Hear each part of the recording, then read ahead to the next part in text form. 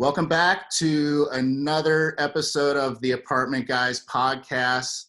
This is a big one for us, guys. We've got a dream guest on our podcast, quite frankly. Mr. Neal Bawa is somebody that we look up to a lot around here at the podcast and our companies. He is a nationally known speaker, author, syndicator, investor, and is known as the mad scientist of multifamily for his data and analytics driven analysis of markets and deals. And it's just such a great approach to approach things from data. As you said, data is everything. So Neal, welcome. Thank you so much for being with us. Well, thanks for having me on the show, Tate. I'm delighted to be here. Yeah. So, obviously we're going to publish this this afternoon, this evening. So it's March 24th as we record this.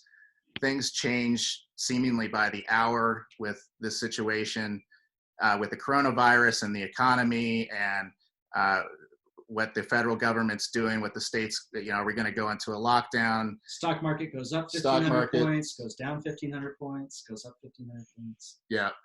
Yeah. So if, I just kind of want to give you the floor because you've got such a thorough grasp on as much of this as we can. Of course, there's so much unknown, and a lot of that unknown is creating a lot of fear.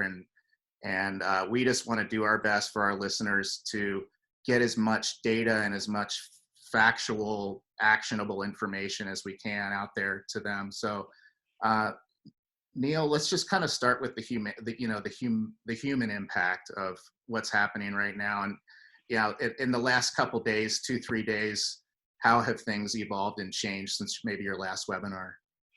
So I did, my first webinar on coronavirus. I had 1,300 people signed up for that. I've never had that many. And then I have 1,300 signed up tonight because there's an incredible amount of interest in the impact of coronavirus, not just on our health, but on our business, on our life, as far as being sequestered, is concerned. And then, of course, on real estate and on stocks. And you're right. I have never seen anything change like this. Things change from hour to hour. Things change from day to day. And so every day is different. And so if you want to know what's changed from the webinar, I am now convinced that a human tragedy of almost unbelievable epic proportions is going to unfold in the city of New York. I do not believe that at this point New York has any reasonable chances of not being in that horrible position that Italy has been in the last 10 days, where they're making decisions on which people to give ventilators to based on their age and based on pre-existing conditions. Oh, you're over 60, you don't get a ventilator. You had cancer, you don't get a ventilator. That at this point is almost a given. And anyone that understands data science and understands what is known as the exponential function would agree with me. So at this point, they've missed the bus. They really had a chance to do an aggressive India-style lockdown or Italy-style lockdown, and they missed their boat last week. And at this point, when we look at this virus, we talk about case, cluster, boom. Well, unfortunately, for New York, it's case, cluster, boom, boom, boom, boom, right? So they've gone from having 100 cases a day to having 5,000 to 10,000 cases a day. And keep in mind, because of the exponential functions, it means that these numbers are going to get very, very large, very, very quick. So just to give you an idea of how different states have looked at this differently, New York's cases are growing at 50 to 60% a day, which means that effectively their case count doubles every 2 days. And if it doubles once more, they're out of ventilators. And there's no reason why it wouldn't double twice or thrice more. So we're going to see an unbelievable human tragedy over the next week and a half or 2 weeks as their new cases, which they haven't even counted those cases yet, because a lot of those people are not symptomatic yet. But when they become symptomatic a week from now, and when their lungs start giving way away 2.5 weeks from now, we're going to see some horrible things. So that's what's changed. And if anything, this is a lesson for other people that are watching, other governors that are watching. And I'm very pleased to say that 2 days before I did my first webinar, I did a podcast for another podcaster, and I said, I'm not sure we survived this. Now I'm sure we do, because I see more states in the union going into lockdown, which is the only way to stop this thing. It is too powerful for us, and lockdowns are the only way to get around it. And we've seen that. I mean, Wuhan is open for business today after a devastating lockdown, but at this point, Apple stores are open in China. So things change. You have to look at the light at the end of the tunnel, and you have to react. And I'm happy to say that 1 hour before this podcast at 1 p.m. today, more than 50%, 50.1% of the US population is now under some form of shelter in place. Some call it safer at home, different terms for the same thing. 50% of our population. I think that's the tipping point. I think that we will see the other governors come in fairly shortly, I'd say over the next 4 to 5 days. I think that on the 30th, which is 6 days away, the vast majority of the United States, if not all of the United States, will be in shelter in place, which is what is needed to kill this thing. I keep saying this, Tate. If this is the Earth of the Avengers, this thing, it's Thanos. Thanos killed half the population of the planet. And in terms of the economic devastation of this thing, which is even more devastating than the healthcare impact, this thing is capable of killing 10% of the world's population. We have to take it seriously. And we have to understand that no one else out there is left that doesn't take it seriously. Did you see what happened with India earlier today? Yes. So a country of 1.3 billion people locked down every single part of the country. No, none of this bullshit about this city, that district, this state. 1.3 billion people. You can go out for 3 hours every 2 days. And if you go out outside of that time, either you have to prove you have a medical emergency or they will arrest you. That's what's needed. You have to be, all of those comments about our individual liberties, we have to suspend it if we want to survive. And I'm seeing encouraging signs throughout the world that people now fully, as of today, March 24th, fully understand what is needed to kill this thing. And I'm very enthused by that. What I'm phenomenally enthused by is what Congress is doing, because I think that, having a dysfunctional Congress, this time we have to give them, kudos. Yeah, I know, even from my perspective, Tate, I've seen, if you look at like a 2-week arc, even 2 weeks ago, there was a lot of misinformation and disbelief about the need for quarantining ourselves in our homes and kind of just letting this thing die out. And now, even around today, this week, it feels like a lot of those dissenting voices have died off, and you're seeing a lot more people really buying into the fact that, we need to just kind of go into shutdown until this thing can choke itself out. Where do you think that the federal, obviously states are shutting things down state by state, ordering shelters in place. Ohio, I believe, just did it yesterday, if I'm not mistaken. We're 17 states now, which is about half the population of the US, because there's also a bunch of cities like Atlanta and St. Louis and Philadelphia that have announced those shelters in place, even though their states haven't. Yeah. So do you have any thoughts on what the federal government might do over the next few days?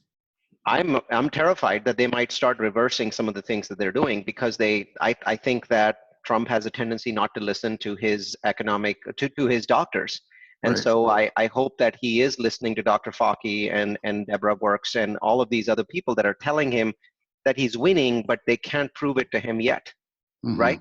So they need to show him more proof. The problem with this system is, and I want you to really understand why so many people have trouble wrapping their head around this. So human beings are designed to think linearly. To us, we think 1, 2, 3, 4, 5. This virus thinks 1, 10, 100,000, 10,000. So in the time that it's taken our mind to go from 1 to 5, the virus has gone from 1 to 10,000. Yeah. You understand how huge a difference that is, right? Yes. That's why people are having trouble believing that. But on the flip side of it, because the virus moves so quickly, and it does its damage so quickly, when we start controlling it, there's actually a gap between the virus's damage and our perception. There's a gap between the virus slowing down and our perception. At this point, it has begun to slow, but it's going to take us 10 or 12 days to figure that out. Why? Because the cases that we are seeing today, the cases that are coming to light, are infections from 7 or 10 days ago, because people are not symptomatic for up to 14 days. And even once they're symptomatic, it takes us a few days to get them into the system and start counting them. So imagine that what we are seeing today, the 50,000 cases worldwide that we crossed in half a day today, 50,000, by the way, isn't that a stunning number? It's unbelievable. 50,000 new cases since this morning. In one day. In one day. And the United States, is, in my mind, is split. The United States, since this morning, has had about 9,000 cases, which, by the way, is now the highest in the world. So nobody comes close to us.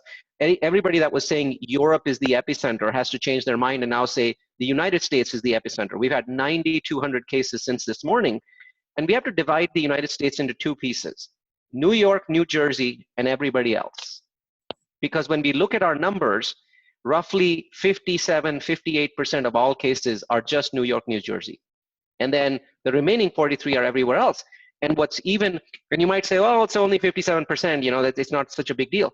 Yes, but the velocity at which their cases are growing is 2x, 3x the velocity of everybody else, which means that by next week, they'll be at 80 or 90% of all of our cases. So in my mind, the US is two pieces. We're doing okay, kind of okay, in the other 48 states. We're doing fantastically poorly in New York and New Jersey. Sorry, Neal, what needs to happen in those two areas, in your view? New York's density is too high for normal shelter-in-place methodology. They need to do a lockdown, and that is a curfew, and let people out 1 hour a day. Yeah. If they don't implement the National Guard, this will become by far the most devastating healthcare crisis they have ever dealt with. And I hate to say it this way, but it's going to make 9/11 seem like nothing. So I don't think they fully understand it. I do think their governor is beginning to understand it. I don't know if you saw his latest press conference. He was spewing poison, just blasting at people, because he now begins to understand what he signed up for, right? And how horribly bad his situation actually is. But it's not horribly bad for the rest of the US. We have the time to recover, and that's where the good news comes in. A week and a half ago, when I was writing this webinar, I said there's two scenarios for this. One scenario is the gloom and doom scenario. 50 to 150 million Americans get infected. We lose 8 million lives. Our economy completely tanks. Real estate is completely illiquid. That's what I saw happening. It was the default scenario 8 or 9 days ago. Things have changed a lot. We've gone from, 8 million people being sequestered 10 days ago to half of the United States, right? So we've gone to 148 million people being sequestered in that 8-day time frame. And our chances of moving this to scenario 2 are vastly better, leaving New York aside, than they were 8 days ago, because half of America has done the right thing already. And the other half it's not like they're not doing it, right? Your restaurants are shut down, aren't they? So yeah. A lot of people are sitting at home, and so that's going to slow the virus down. So we're doing the right things. And scenario 2 is we see 250,000 cases in the United States, maybe 500,000 cases. We see 5,000 to 10,000 deaths, which still keeps it under the flu in terms of pure death count. And obviously massive economic devastation, but Congress is doing the right things. It's a $2 trillion package, and its keystone is that people that are laid off get their salaries for up to 4 months. That is a fabulous number. That's a fabulous number, because people started getting laid off in the second half of March, which means that if needed, we can go until the second half of July and pay people, right, their salaries. On top of that, if you're a family of 4, 2 kids, 2 adults, you get $3,000 of helicopter money that is shipped to you within the next 30 days. And you can use that money to buy groceries or pay rent or do whatever you need to do. And then Fannie and Freddie at this point have said mortgage abatement for all apartment owners as long as you don't evict people. So wow. A lot has happened, and a lot of it is very powerful stuff. Today, any apartment complex that is affected by this can apply for mortgage abatement.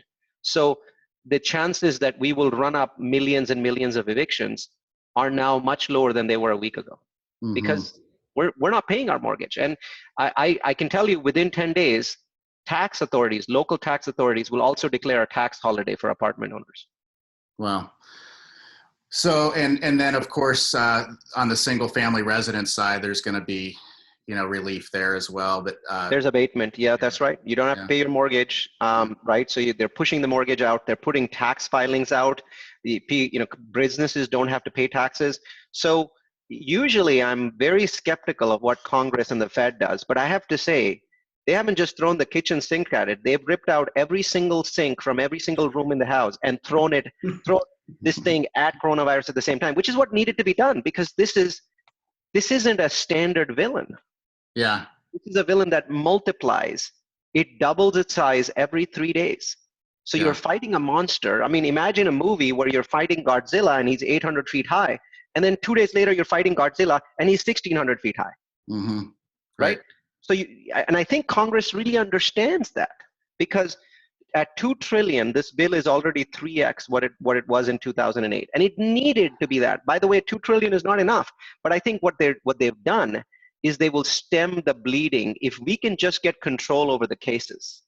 If we get control over the cases, this isn't a global devastation. It's not a depression. It's going to be a very, very steep, very, very sharp recession in the second quarter and the third quarter of this year, and then we bounce back, because fundamentally there really was nothing wrong with the economy, and the amount of money that we're infusing into it, both direct money from Congress as well as all the stuff that the federal banks of the world are doing, interest rates at zero, is a huge amount of stimulus. It just takes 6 months for that to push things up. So the bottom line is, if you were thinking about being in the apartment industry, Q3 and Q4 of this year will be your opportunity. You will see lower prices. It will be a buyer's market. By that time, even though they're not stable today, by that time, capital markets will stabilize, so people will be willing to give you loans. You'll probably need to leverage it to a lower level, and you'll probably need to impound 6 to 12 months of mortgage payments to buy. But the prices that you get temporarily in Q3 and Q4 will make all the sense in the world. We've all been saying for years, this doesn't make sense. The math doesn't make sense. The numbers are too high. Well, we're going to get a temporary decline there. So my message, the key message is this: if you sat on the sidelines in 2008, if you kept saying in the last 3 years it's too expensive, now this is your chance in Q3, Q4 of this year to act, because you are going to see discounts. Neal, I think a lot of us have seen similar projections, right? That we're going to see a pretty sharp recession over the next, couple months, and that things should bounce back towards the end of the year. What lingering effects do you see from this coronavirus situation after people go back to normal life, after people come out of their quarantines and, business goes back to usual? So the answer is business will not go back to usual, because it won't. When you look at what happened to the airline industry after 2001, if you study the Delta, it took them more than a year to recover the seat count that they had before 2001. So when I say that by Q4 things will go back to being normal, what I mean is capital markets will be normal, tenants will be paying rents.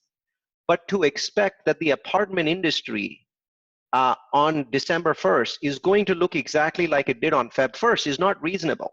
This is a catastrophic event. It has affected 193 countries in the world. It has caused untold devastation. All we can expect is that by the end of this year, things will be fairly normal, and banks throughout the world will be working together to normalize. Are there going to be bubbles bursting? Sure. I think that corporate debt is a bubble that could burst, and if that happens, then it just becomes a bloodbath, and so there's a chance of that. And commercial mortgages are also somewhat of a bubble, and that bubble could burst. It's much smaller, so it doesn't have the sort of impact that corporate debt does. So there's risks. There's a huge amount of risk. But here's what I don't want people to expect. I don't want people to think that in December you're going to feel the same way about anything as you felt in, let's say, Feb or Jan. That's going to take more time. This thing is huge. Well, I guess that's what I mean by lingering effects. Obviously things won't be exactly the same. I mean, do you obviously, and you don't have a crystal ball, but I mean, would you expect to see, vacancies? I know you had mentioned on another podcast that we've kind of, seen 95% nationwide occupancy. Do you expect that to drop to maybe like 90%?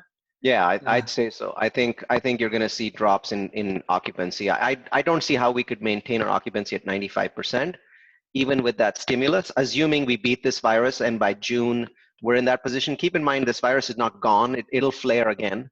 And when it flares again, we'll have shutdowns again. Those would be local, not nationwide, but wherever the flare up is, we would have shutdowns again. So it's going to be one of those 2 steps forward, 1 step back situation.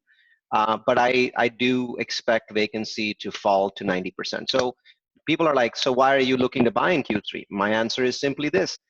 I expect that vacancy to build back up to 95% by Q1 next year.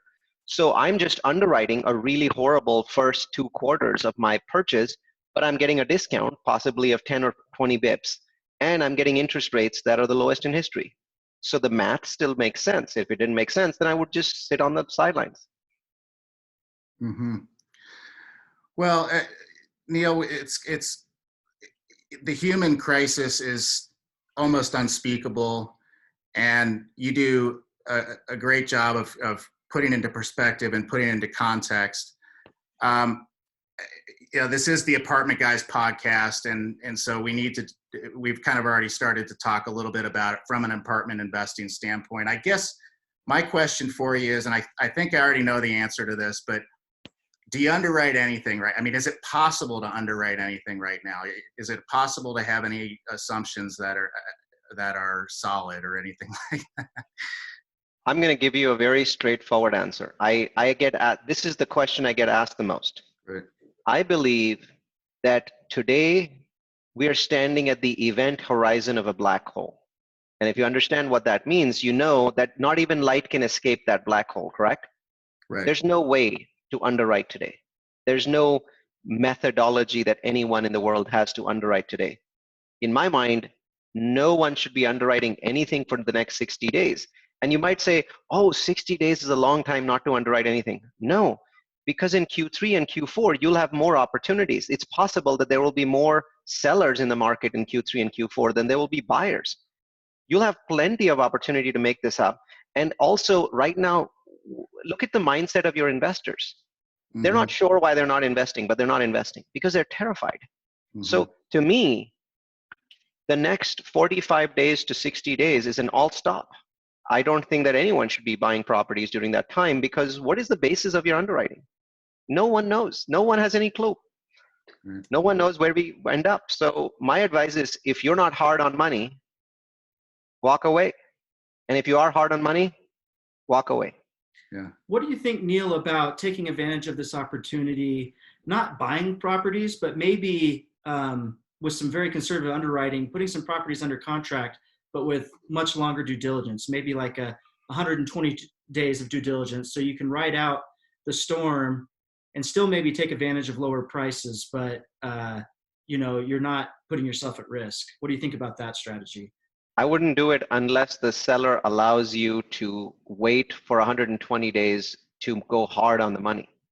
Yeah. So it's really about the earnest money at this point in time, not about the due diligence, because you obviously don't need 120 days to do due diligence on the property. They know exactly why you're doing it. You want to drag it out to see what happens. So today, it's important for you to maintain the ability to retrade. 55% of all deals in the market today are retrading. 55%. Mm-hmm. That's up from less than 5% a month ago. And I actually don't know what that means. What do you mean by retrade? Just renegotiating. Renegotiating on price, renegotiating on, I see. On everything really. So 55% of the deals are in retrade, and some of them are in retrade simply because the lender no longer wants to fund it at that price. Right. So if people ask me, is the price of multifamily properties going to be affected? And the answer is, it's already affected. The question you should be asking me is it affected for the short term or it's affected for the long term? Right. Well, I can tell you, because the stimulus from the Fed and the stimulus from Congress is A+, the question The answer to that question depends on our medical ability to fight this thing. Right now, if the rest of the US states go into a 3-week to 6-week quarantine, we will win. We will fight this thing, and it'll flare up again, and we'll have problems with it. It's like, for example, it's flaring up again in Hong Kong, right? So they killed it once, and then now it's come back, and now they're kind of backing down. They're going back and adding some of the restrictions that they've taken off. So it's a delicate place, but I think that at this point we win if we don't do something stupid like opening the country up again on the 1st of April. We need to give it more time. We need to actually see the wave crest and go downwards before we stop. We need to learn from what the Chinese did. So as long as we learn, I think we do well there. And as long as we do well there, my answer is the prices of multifamily go down for 6 months. Mm-hmm. Well, Neal, what are you telling your capital at this point? I'm sure they're all checking in with you, but your existing investors and maybe investors that you have in the works or have relationships with. What's your main message for them right now? The first message is I am spending a great deal of time, a great deal of effort messaging my existing investors. You have to basically do this in levels, right? Existing investors, very strong messaging, and making them understand that we've got options. My properties have more than 6 months of operating buffers so that if no one pays me rent tomorrow, I'm fine, right? Plus, I have mortgage abatement, which has already been offered by the feds. So first, your investors need to understand that the world is not ending for multifamily. Out there, if I was running a restaurant or an airline or a hotel or an Airbnb, boy, the world is ending. I mean, it seems like that because their revenue is down 90%. Right? If I was a cruise line, you're down 100%. But for apartments, there's lots and lots of reasons why we are not going to see an 80% decline in revenue. Remember that when that $3,000, that helicopter money, $3,000 per family is thrown at people, what we've seen in history in bad times is people first pay for food and then they pay for rent. And I understand that people know that they cannot be evicted at this point of time, but we still have a huge number of threatening messages that we can give them. We can say, well, nothing is going to prevent us from reporting you to credit bureaus. And by the way, we can't evict you, but we can still line up the eviction. Mm-hmm. Nobody's stopping us, correct? So we can still process the eviction, and the judge will not give us the ability to remove you, but we can queue it up. So we've got options there. And as we have these conversations, and I don't want to be threatening to any tenants right now, obviously their situation is really bad, but I want to let them know that we've got options too. And once they know that, and once they have money in their pocket, a lot of them will pay rent. So I expect maybe 20, 30% delinquency, which I think we can absorb because we've all got operating budgets. And if it's hitting us a lot, we're going to not pay our mortgage, which the banks are okay with. So we've got options. So number one, I am messaging my investors about, look, we've got lots and lots of options here. Second, I'm telling them these super low interest rates cannot be rolled back for a minimum of 1 year, possibly 2 years. So this is good news for us. You're just not going to feel this way for the next 6 months. Mm-hmm. And third, I'm letting them know about all of the things that I'm doing to keep my community safe. So this is the time to be messaging your investors. I'm doing it both by writing long emails and videos. So I've recorded videos for each of my properties, and I've recorded a general video that's about 12 minutes long. 12 minutes is a lot of time. That's like reading 20 pages, right? So I'm giving them an incredible amount of information about where they stand, and that is going to prevent the panic.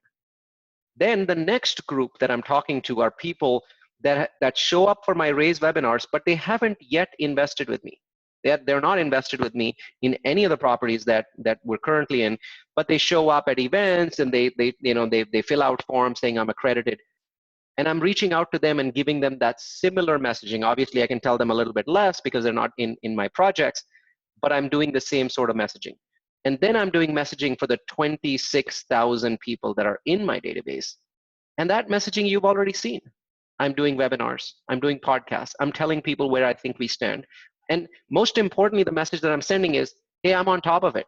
Mm-hmm. It's a bad time, but I'm on top of it. And that's what every syndicator out there should be doing, messaging their database. I see a lot of people doing it. I think they're making a mistake. They are only sending emails with text. And because I have now received 600 emails about the coronavirus from everybody, including my maintenance mechanic to my bank, I'm not reading anymore. They need to provide video. What a great idea, a video message to your investors, and could really use that strategy for a lot of different relationships at this point.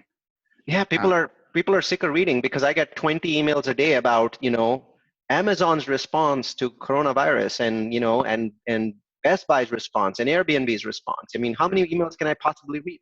Right. I was going to say, I know I saw Neal had a really great idea that I really liked on another podcast that I heard you on.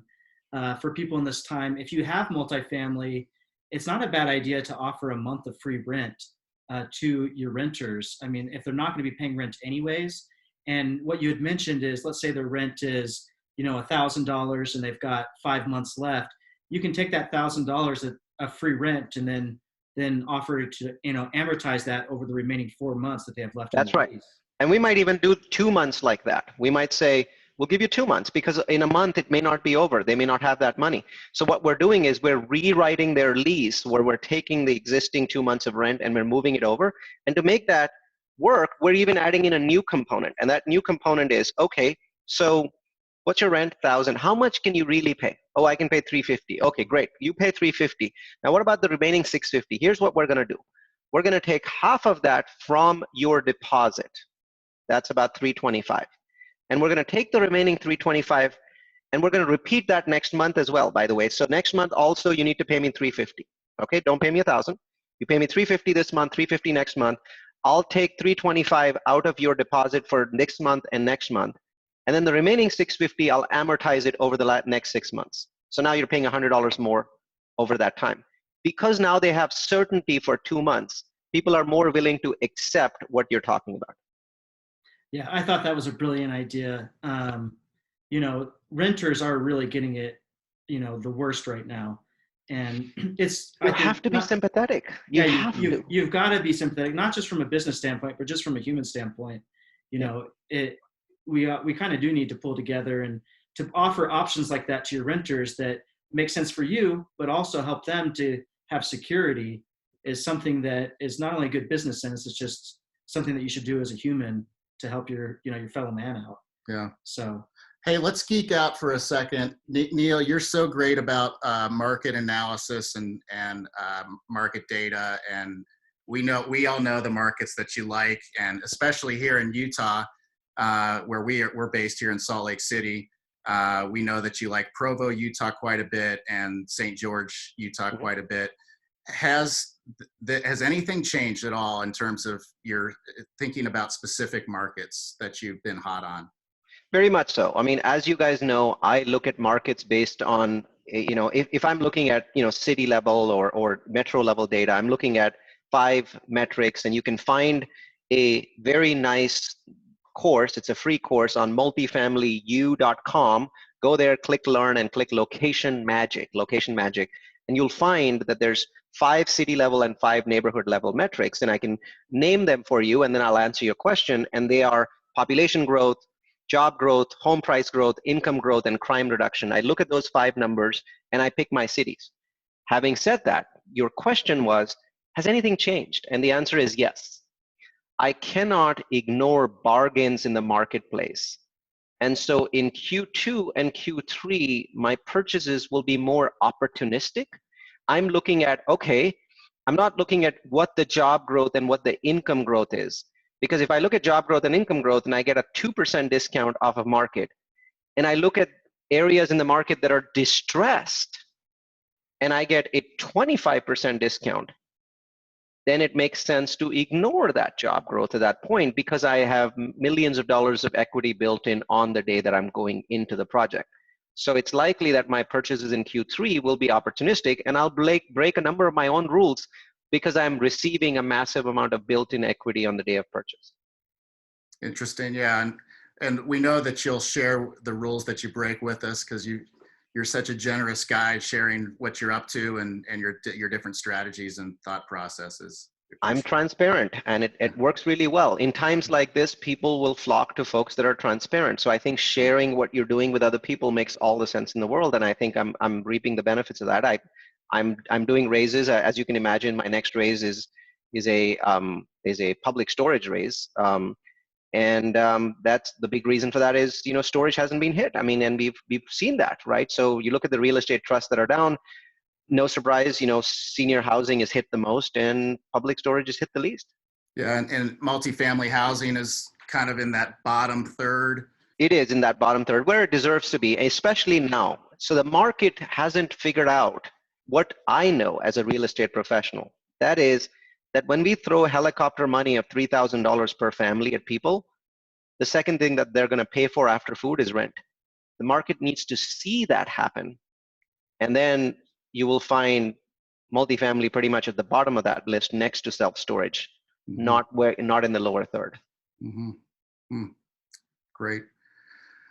Well, that's good for us that are in apartments to know, and you talk about the magic of multifamily. I think I know you have a Facebook group named that. We talk about it a lot here, and all the reasons that we like it. And I mean, we've talked about it in the past being recession resistant or recession. You don't want to ever say recession proof. So, but this is kind of this is a stress test, right? To all those statements that we've always made about the multifamily asset, and this will really show, in the grand scheme of things, with all the other options out there for where to put capital. This will really show where the rubber meets the road. And my prediction, I'm sure yours is probably similar, is that multifamily in the long run will end up shining.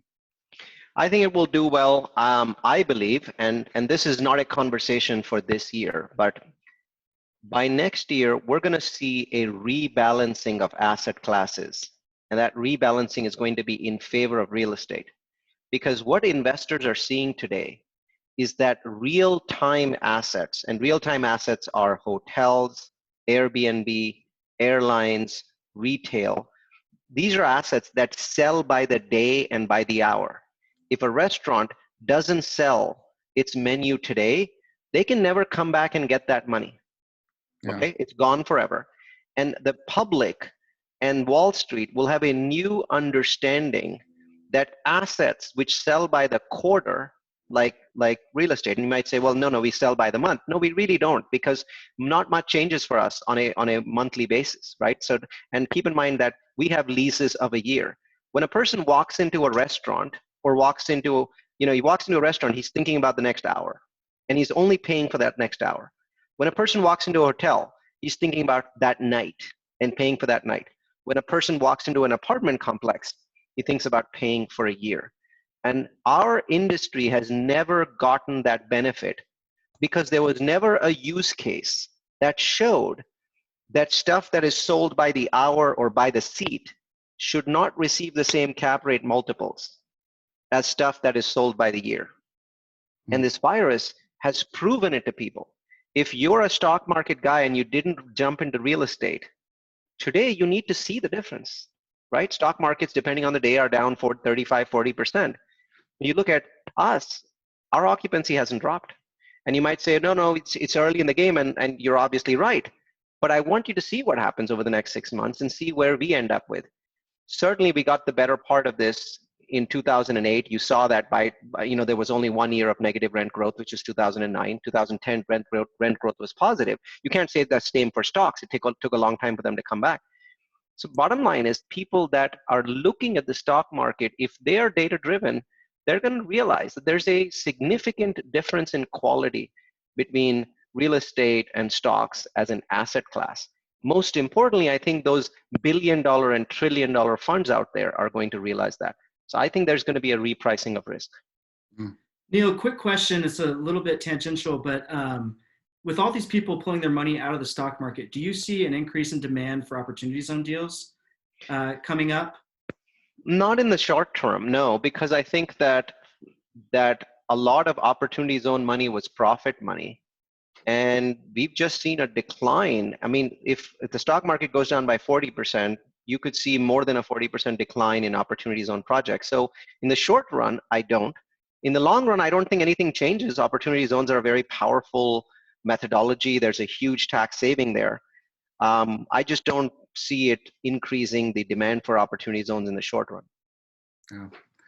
Neal, we're so grateful. We're going to wrap this up. I just want to say that you are so generous in your sharing, and you're taking care of your residents, you're taking care of your investors, and you're taking care of the people that learn from you, your students, the people that you coach. And that's really the best you can do in a time like this, I think, is just take care of your people and make as much of an impact as you can. And you're certainly doing that. So we've got a lot. And so are you. I mean, I see the work that you're putting into this podcast. I see that your listener count is going up, Tate. I think you're following, and doing the same sort of things, and that's what we are here for, to share. And I think the sharing has to be constant. I'm inviting a lot of my friends to share at multifamilyu.com. So if you go there, you'll see our last 50 webinars. They're all data-driven, so we only invite data-driven speakers. And I think that methodology has to continue. People have to keep learning. Yeah, yeah. Well, with that, I got to say I'm in a little better mood. I don't know if that's the right word. I'm a little more hopeful after this podcast, I guess, is the best way to put it.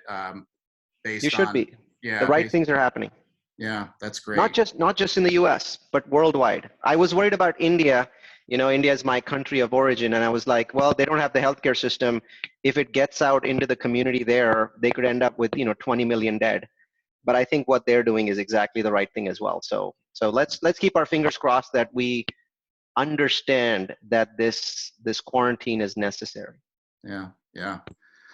All right. Well, Neal, thank you so much. Yes, thank you, Neal. We really appreciate it. Yeah, and we will be back. And we're doing as many podcasts as we can these days because we want to keep people as closely informed from, our perspective. Is hopefully we're offering some value, and we're aggressively looking for bringing guests like Neal on, and going to keep you guys as closely posted to what we think's happening, especially from a multifamily perspective. So thanks for listening, folks, and we'll see you on the next one. Thank you, guys. Thank you, Neal. Thanks, Neal.